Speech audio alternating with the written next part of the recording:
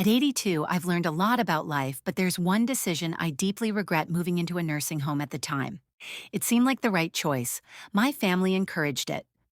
Promising that I'd have all the care and comfort I needed, I believed them.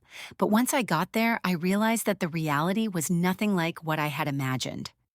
I know many of you might be thinking about this option. Whether for yourself or loved one, maybe you feel like it's the safest decision, or maybe you've been told it will make life easier. But before you take that step, I want to share 6 things I wish someone had told me before I moved in, because the truth is, life in a nursing home isn't just about convenience. It changes everything, and once you go in, getting out isn't as simple as you think. Stay with me until the end, because some of these lessons might surprise you. And if you know someone considering a nursing home, this video might be exact what they need to hear before making a life-changing decision. Now let's get started. Regret. One, losing my independence. The biggest shock after moving into a nursing home wasn't the small room, the set meal times, or even the unfamiliar faces. It was the realization that I had lost control over my own life before I moved in.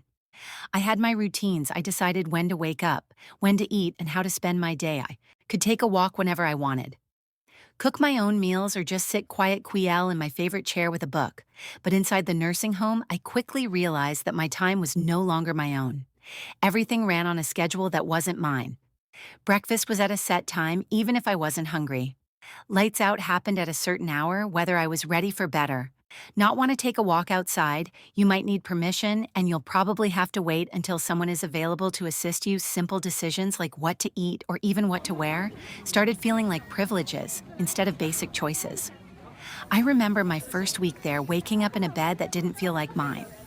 I sat up stretched and reached for the book I had been reading at home, but when I looked around the room, it hit me. This wasn't my home. My books, my favorite chair.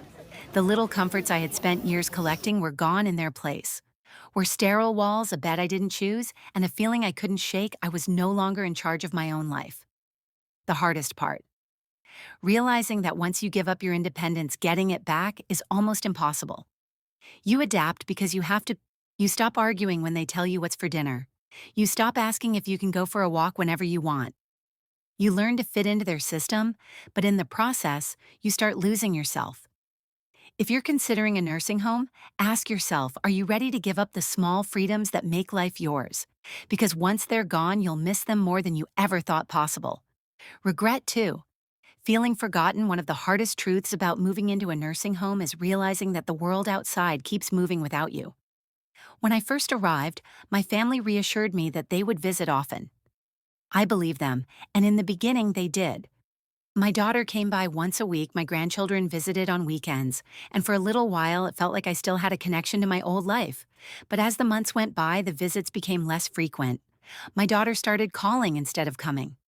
My grandchildren got busy with school and work. Holidays were the hardest. Everyone promised they'd come, but somehow plans always change at the last minute. And suddenly I found myself sitting alone in a common room, watching other residents stare at the door, hoping today would be the day someone remembered them. It wasn't that my family stopped loving me. Life just got in the way when you're not around every day. It's easy for people to assume you're fine, that you're adjusting, that you don't need as much attention. But the truth is, the longer you're in a nursing home, the easier it is for people to forget just how much you still need them. I remember one evening sitting in my room holding my phone, debating whether to call my son. I didn't want to be a burden. I didn't want to remind him that I was here waiting for a visit that might never come. So I put the phone down, and that's when it hit me. This was my life now, watching the days go by, hoping someone would remember to include me. If you're thinking about moving into a nursing home, ask yourself, are you prepared for the loneliness? Because no matter how much your family loves you, once you're out of sight, it's easier than you think to become out of mind. If you're still watching this video and finding these insights valuable, please comment number 2 below to let me know you're here. And if you haven't subscribed yet, I recommend you subscribe and turn on the bell so you don't miss any videos. Now let's move forward. Regret 3, losing my sense of purpose. When I moved into the nursing home, I thought I was just changing where I lived. I didn't realize I was also changing why I lived at home. I had responsibilities, I had routines, hobbies, and a reason to get up in the morning. Even the small things, watering the plants, making my life now, watching the days go by, hoping someone would remember to include me. If you're thinking about moving into a nursing home, ask yourself, are you prepared for the loneliness? Because no matter how much your family loves you once you're out of sight, it's easier than you think to become out of mind if you're still watching this video and finding these insights valuable. Please comment number 2 below to let me know you're here.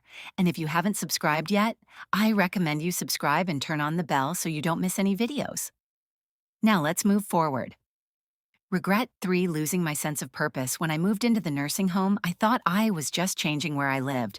I didn't realize I was also changing why I lived at home. I had responsibilities. I had routines, hobbies, and a reason to get up in the morning. Even the small things, watering the plants, making my own coffee, tidying up my space, gave me a sense of purpose. But in the nursing home, those daily rituals disappeared. Meals were made for me. Cleaning was done by someone else. The plants, well, they weren't mine to take care of anymore. At first, I told myself it would. Be nice to finally relax. No more chores, no more responsibilities, just rest. But after a few weeks, I realized something was missing. The days felt long, stretched out with nothing to do. But wait, I saw it in other residents too. People who had once been full of energy now spent their days sitting, staring, waiting for time to pass. There was a man named George, 84 years old, who had been a carpenter his entire life at home. He was always fixing things, building little projects in his garage, but here there were no tools, no projects, nothing for him to create. I watched as he slowly withdrew his hands, once strong and skilled. Now idle in his lap, I feel useless.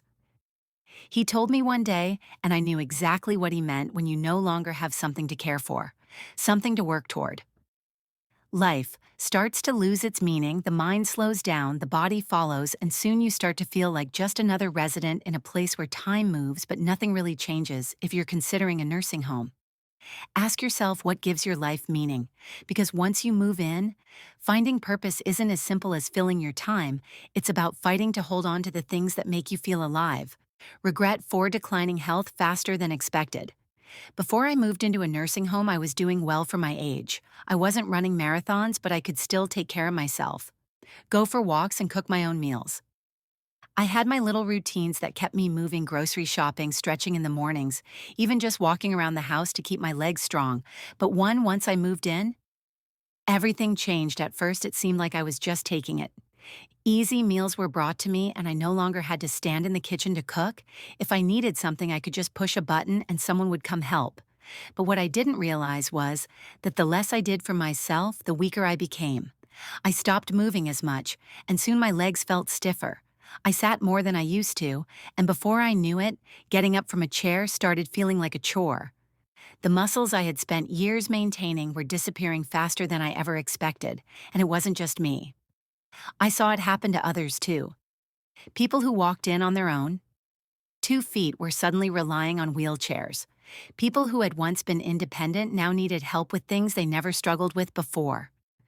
The more help we were given, the more we seemed to need it. I remember my neighbor Alice, an 81-year-old woman who was lively when she first arrived. She used to take daily walks around the facility and insisting that she wasn't going to slow down just because of a number.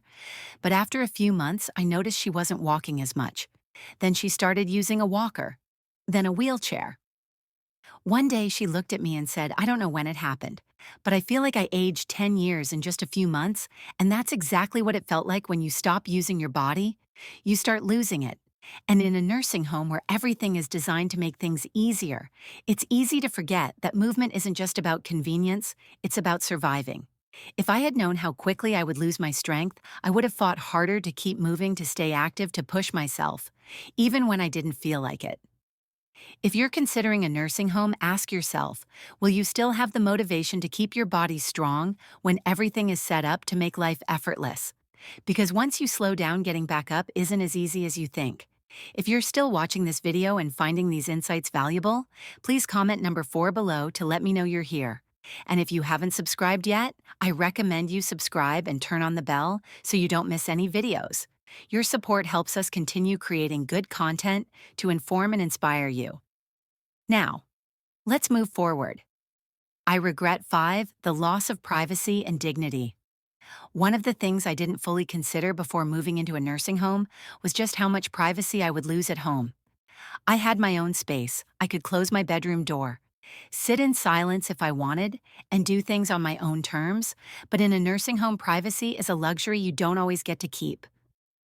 From the moment I arrived, I felt like I was constantly being watched. Staff coming in and out, scheduled room checks, and shared spaces where you're rarely alone. Even simple things like getting dressed or using the bathroom often required someone's assistance. I know they were just doing their job, but it's not easy to accept help for things you've done independently your entire life. I remember my first week struggling with the idea that I had to ask for permission to do things I once did without thinking. Want to take a shower? You might have to wait until someone is available to help. Need to use the restroom? Sometimes pressing the call button means waiting longer than you'd like. Even meal choices were limited if you don't like what's on the menu that day. Well, too bad. And then there was the issue of roommates. Not everyone gets a private room.